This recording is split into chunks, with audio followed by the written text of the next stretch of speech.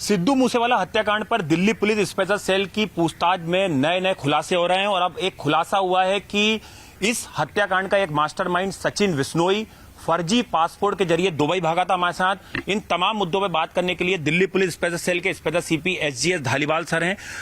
Sir, जिस तरह से सचिन बिश्नोई एक मास्टरमाइंड था, उसने न्यूज 18 इंडिया को फोन भी करा था। अब जानकारी मिल रही है कि वो अप्रैल तक भारत में था और उसके बाद वो दुबई भागा है फर्जी पासपोर्ट के जरिए। हाँ, 21 अप्रैल के करीब वो गया है और 29 मई को वारदात हुई है। तो जो अभी तक की हमारी इन्फॉर्मेशन है उसके अनुसार ये 1.25 महीना के करीब वारदात तक दुबई में था और वहाँ पे इसने रह के काफ़ी चीज़ें ऑर्गेनाइज़ करी, शूटर्स ऑर्गेनाइज़ किए, गाड़ियाँ उनकी ठहर, और जो अभी तक पता चला है 29 के बाद 2 दिन बाद ये अजरबैजान चला गया वहाँ से। सर, जिस तरह से उसका फर्जी पासपोर्ट बना, संगम विहार का उसमें एड्रेस है, आप उस पार्ट पे भी इन्वेस्टिगेट कर रहे हैं सर कि कौन लोगों ने उसकी मदद की फर्जी पासपोर्ट बनाने में? और जब इंडिया में था सचिन बिश्नोई, कहाँ कहाँ उसके हाइड आउट से सर किस तरह से उसने पूरी एग्जीक्यूट करा, चाहे शूटर्स की बात करें या जो लॉजिस्टिक सपोर्ट करने वाले थे या पैसे की या गाड़ियों की? सर देखो, ये चीज़ ना, जो इन्वेस्टिगेशन, ये पेरिफेरल इन्वेस्टिगेशन है इन चीज़ों की, ये ज़्यादातर जो पंजाब पुलिस का मेनली ये केस है, तो वो इस पे ऑलरेडी कर रहे हैं। मैंने आपको पहले भी कई बार बताया है कि हमारा फोकस तो ये था कि मास्टरमाइंड को पकड़ें, मास्टरमाइंड ने कन्फेस कर लिया। उसके बाद था हमारा मेन फोकस कि शूटर्स को पकड़ें या जिन्होंने मेन लॉजिस्टिक सप्लाई किए हैं, क्योंकि तो बहुत प्लान्ड क्राइम है। इसमें कम से कम 10 लोग होंगे जिन्होंने, 10 से भी ज़्यादा होंगे जिन्होंने लॉजिस्टिक्स प्रोवाइड किए हैं। लेकिन हमारे अनुसार जो मेन लॉजिस्टिक सप्लायर थे वो थे सचिन भिवानी और कपिल पंडित। सचिन भिवानी सबसे मेन था, वो हमने पकड़ लिया। शूटर्स आपको पता ही है, 6 में से 3 हम पकड़ चुके हैं और मॉड्यूल हेड हमने पकड़ ही लिया है। और एक कपिल पंडित बच रहा है जो लॉजिस्टिक्स का मेन है, और जो बोलेरो में एक शूटर बचा हुआ है वो दीपक मुंडी है। तो हमारा मेन फोकस इन्हीं पे है। सर, इसमें सबसे डेस्परेट अगर हम अब तक की बात करें तो मनप्रीत मानू है सर, जिसकी एक अपनी कहानी है सर, जिसके चलते उसको मोटिवेट किया गया या उसका इस्तेमाल हुआ गैंग में, जिसने सबसे पहली फायर जो है वो सिद्धू मूसेवाला पे की थी। और जगरूप रूपा, ये पंजाब मॉड्यूल के जो गैंगस्टर थे जिनके बारे में अब तक कोई भी पता नहीं चल पा रहा है कि ये कहाँ है।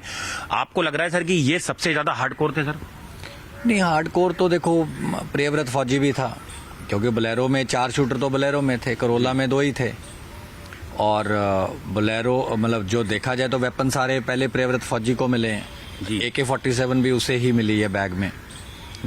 सारे ग्रेनेड उसके पास थे, डेटोनेटर उसके पास थे, अंडर बैरल ग्रेनेड लॉन्चर उसके बैग में था, पिस्टल सारे उसके पास आए हैं। तो प्रियव्रत फौजी का भी उतना ही, और अंकित सिरसा का हम बता ही चुके हैं। बाकियों ने 1-1 वेपन फायर किया, उसने 2 वेपन फायर किए हैं। तो आई मीन इतना बहुत ज्यादा आप डिफरेंशिएट नहीं कर सकते, सारे ही हार्डन्ड हैं। लेकिन पहली गोली सर मनप्रीत मानू ने चलाई थी सर। हाँ, क्योंकि उसका था कि AK-47 से बर्स्ट हो सकता है, ज्यादा बुलेट आप जल्दी फायर कर सकते हो। पहला तो इनका काम यही था कि उनकी गाड़ी को इंटरसेप्ट किया जाए, गाड़ी रुक जाए, और वो हुआ। गाड़ी का टायर भी बर्स्ट हुआ और गाड़ी रुक भी गई। उसके बाद तो सभी फायर में। सर, लॉरेंस गैंग का डॉक्टर कौन है सर, जिसको सारे शूटर डॉक्टर करके बुलाते थे और वो भारत के बाहर से इंस्ट्रक्शन दे रहा था सारे शूटर्स को? उसने 28 तारीख को भी लगातार फोन करके पल पल की जानकारी ली, पल पल के बारे में बताया कि किस तरह से कहाँ रुकना है, कैसे मूसेवाला को फॉलो करना है और कब मूसेवाला घर से निकलेगा। वो देखो, इन्होंने एक गोल्डी बराड़ का नाम रखा हुआ था अपने कोड में, काला जथेड़ी का अल्फा रखा हुआ था, गोल्डी बराड़ का डॉक्टर रखा था। तो इसी तरह एक इनका और साथी था वीरेंद्र प्रताप, उसका टाइगर रखा था। तो इन्होंने अपना कैमोफ्लेज करने के लिए किया था। सर, हाँ, जो अब तक की जानकारी मिल रही है सर आप लोगों से, पुलिस के सोर्सेज से और पंजाब पुलिस से भी सर, कि 28 तारीख को लगातार गोल्डी बराड़ जो है वो प्रियव्रत को लगातार फोन कर रहा था। उसने बताया कि 4 बजे कहाँ पे ढाबे पे रुकना है, आगे कैसे मूवमेंट होगी और किस तरह से उसके बाद की सर जो पूरा घटनाक्रम था, कहाँ कहाँ पे रुके हैं, किस तरह से सर अहमदाबाद और आगे तक शूटर्स गए हैं। आपको लग रहा है सर ये पूरा प्लान जो है वो कनाडा में बैठा गोल्डी बराड़ जो है वो पल पल की जानकारी रखा था इस मूवमेंट पे?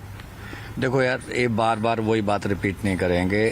3 इनके मेन लॉजिस्टिक्स वाले थे जो बाहर थे। इसका भाई था अनमोल बिश्नोई, इसको भानु भी बोलते हैं। एक सचिन थापन था, सचिन बिश्नोई भी बोलते हैं। तीसरा गोल्डी बराड़ था। चौथा एक और था, विक्रम बराड़। और जो इंडिया में थे वो 2 मेन लॉजिस्टिक्स वाले थे, सचिन भिवानी और कपिल पंडित। बाकी रेक्की वाले आपको सारे पता है, मेन रेक्की वाला केशव था वो पकड़ा गया।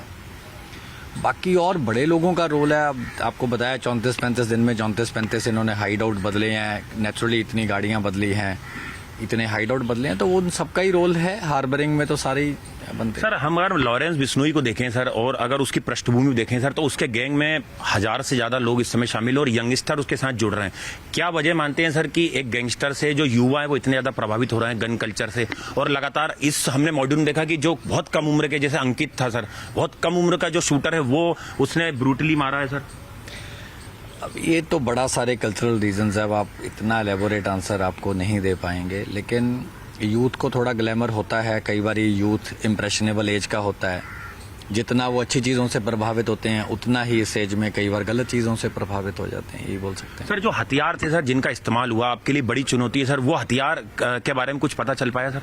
उस पर भी हमारी टीमें कुछ काम कर रही हैं, तो देखते हैं कब देखते हैं। शुक्रिया। तो ये थे स्पेशल सेल के स्पेशल सीपी एसजीएफ धालीवाल साहब, जिनका साफ तौर पे कहना था कि किस तरह से जो डॉक्टर था वो गोल्डी बराड़ था और किस तरह से पूरी प्लानिंग जो है वो रची गई। कैमरा पर्सन गणेश के साथ आनंद तिवारी, न्यूज 18 इंडिया, दिल्ली।